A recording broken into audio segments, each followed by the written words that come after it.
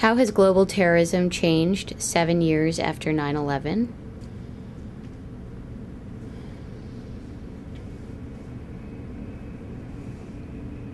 While there were initial victories against al-Qaeda immediately following the September 11th attacks, in the sense that senior al-Qaeda leaders were captured and killed, and they lost their safe haven in Afghanistan, it appears, according to all of the intelligence experts and the U.S. intelligence community, that al-Qaeda has in fact regenerated and is as strong as ever now, 7 years later. They have their key leadership intact. They have once again recruited a whole bench of mid-level lieutenant types. They are actively plotting attacks around the world. And again, they have a safe haven. It's just not now in Afghanistan. It's largely in Pakistan, in the federally administered tribal areas. They also are a more dispersed organization than they were in right before September 11th. While they still have their central leadership, they have affiliates all over the world, and that includes Africa, Europe with the Muslim diaspora, and Yemen, Saudi Arabia, and of course one of their most important affiliates is in Iraq.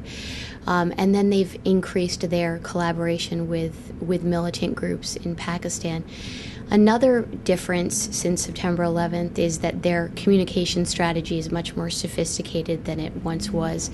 They are very effective at getting their messages out, and that's through the internet and through media interviews. They issue press statements, and they are targeting Western audiences more than they used to, so they're doing more in English, and they're also trying to appeal to Western cultural and historical references, whether that be Katrina or the mortgage crisis or the war in Iraq. They're trying to appeal to disgruntled U.S. and European citizens. What do experts believe are the greatest threats facing the United States right now? The Center for American Progress and Foreign Policy magazine just recently conducted their 4th Terrorism Index, which is a survey of more than 100 terrorism and national security experts from across the ideological spectrum for their views on terrorism and U.S. national security concerns. And these experts showed that they had increasing concerns about global terrorist networks. The experts also showed concern about other national security issues, apart from growing terrorist networks. They talked about concerns about the war in Iraq, about a nuclear Iran, about failed states, and a U.S. economy in decline. They were increasingly concerned about the proliferation of nuclear weapons, especially that those nuclear weapons might fall into the hands of terrorists.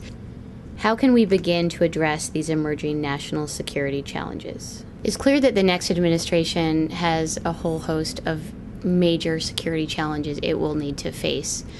And that ranges from Iraq to Iran to Afghanistan, Pakistan. The terrorism index had some interesting insights onto this.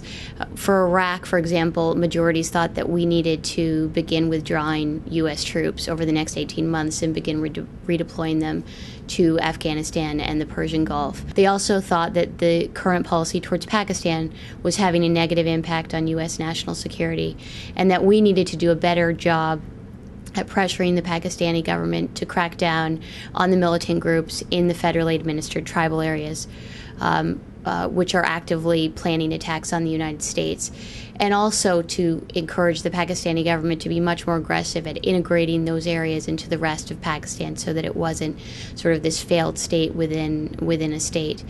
They also had recommendations on Afghanistan, trying to turn the situation around there. One of the major recommendations there was to increase the international coordination and create a plan by the actors there to turn the situation around.